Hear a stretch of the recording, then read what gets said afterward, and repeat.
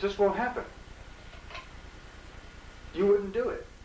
Like, we wouldn't have somebody over for dinner and cut them up and cook them. We wouldn't do it. Well, that was a consciousness back here, you know.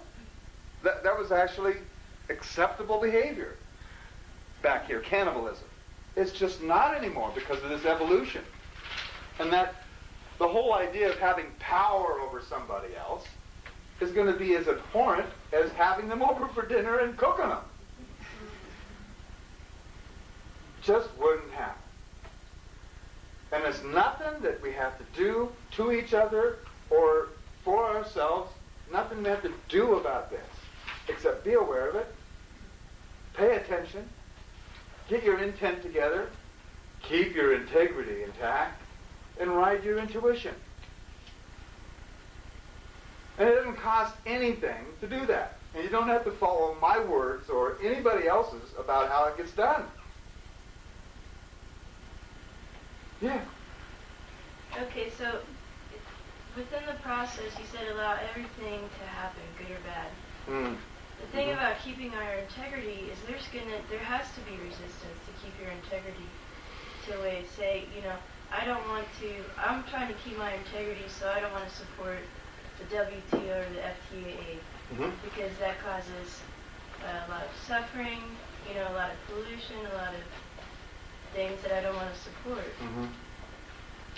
You see what I'm saying? So within the ways of keeping your integrity, you know, and us making our decisions of what we want to support and create and have open to us, what we want to focus on, there has to be resistance. There has to be resistance. Well, you know, I don't want to walk that way. I don't want to. I really don't. What kind of resistance am I experiencing? None. I'm just walking my own way. I'm not resisting, you know, I'm just going my own way. So you don't have to go and shop at Walmart. You can allow anybody else to. You see, there's a big crux right here. You've heard of Judgment Day? We're in Judgment Day. But there's two ways we can go through this.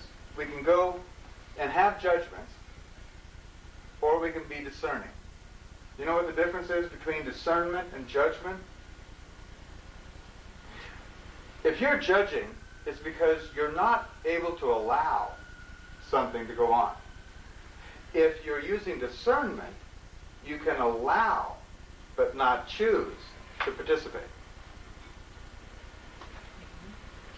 You can allow that to go on, you just choose not to participate. You don't resist it, you just do something different. That's discernment. Judgment is, you can't do that, you're guilty, and we're going to make you pay for it. It's kind of like what Gandhi did in India. Yeah, right. Nonviolence. Yes, sir. Oh, I was just thinking about her question, and I think that what she's trying to say is that, are you saying that if you're opposed to something or you see something going on, you should just turn the other cheek and allow and let it be? Yeah. Instead of trying to do something about it? Exactly. Exactly what I'm really saying. Matters, right? Exactly. Like, you're going to see, we don't have to put up the resistance. There's going to be millions and millions of people willing to lay their lives down on the line to resist what's coming. They'll go ahead and do that. Allow them to do that. They're creating their own experience. You're not responsible to them. So if you take that to the extreme, it's almost like saying if you see a guy about to fall off a cliff, you shouldn't help him. Can you? You know, could you? But I mean, I wouldn't say, I mean, no, I don't see that. If a person wants to jump off the cliff, I'll let them jump. Right. Yeah. But if they're falling, I think I try to help them. So where she's talking about there's innocent victims of these orders. No, there's not. There is not an innocent victim anywhere. There are no victims anywhere.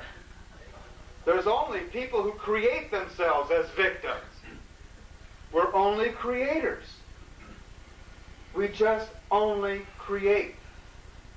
And we create those circumstances. There are people in Iraq right now suffering greatly. Why? Because they didn't choose to leave.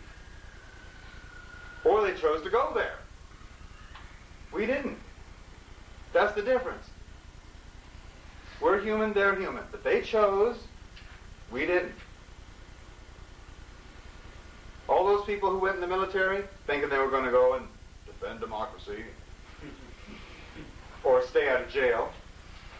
Some of them were doing that. Or get a college pension.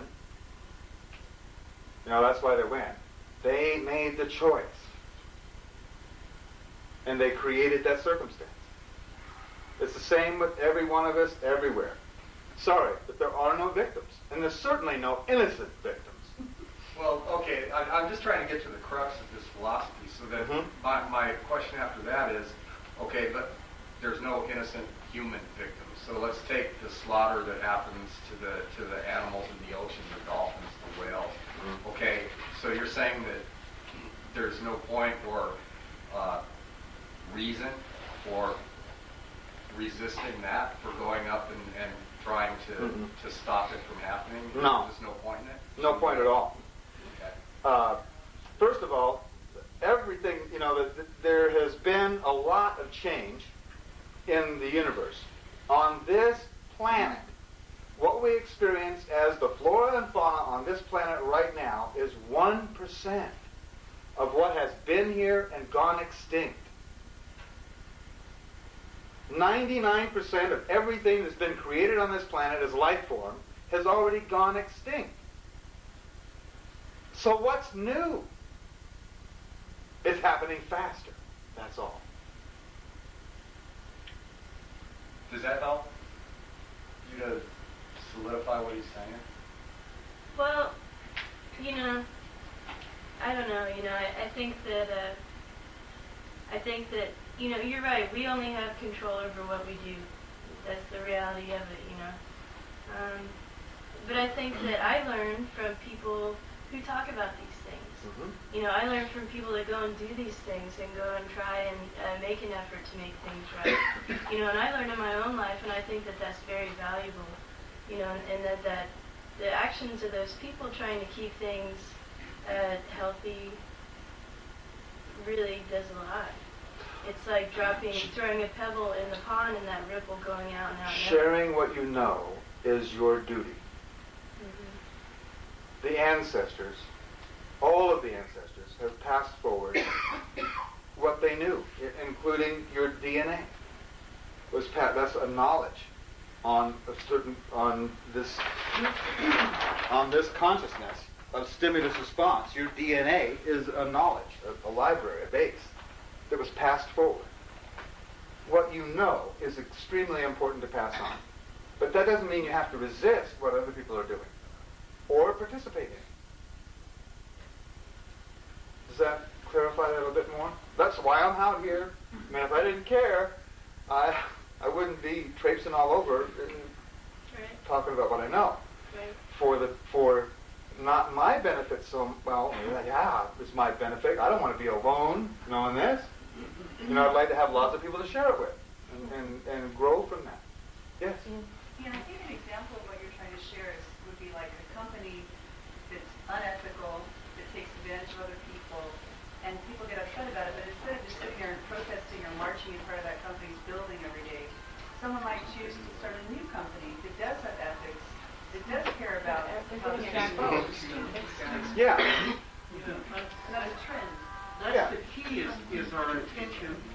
Our intentions flow from our attention. That's the way it works. So if we focus our attention on the negative, then You get drawn right into it, yeah. But it goes back to integrity too, because like if you feel really strong about something and in your heart you feel like you should participate in doing something to expose that company, I think you ought to just go right out there and do that. What you know is important to share. What you know. Doing active resistance against things is not going to be healthy at all.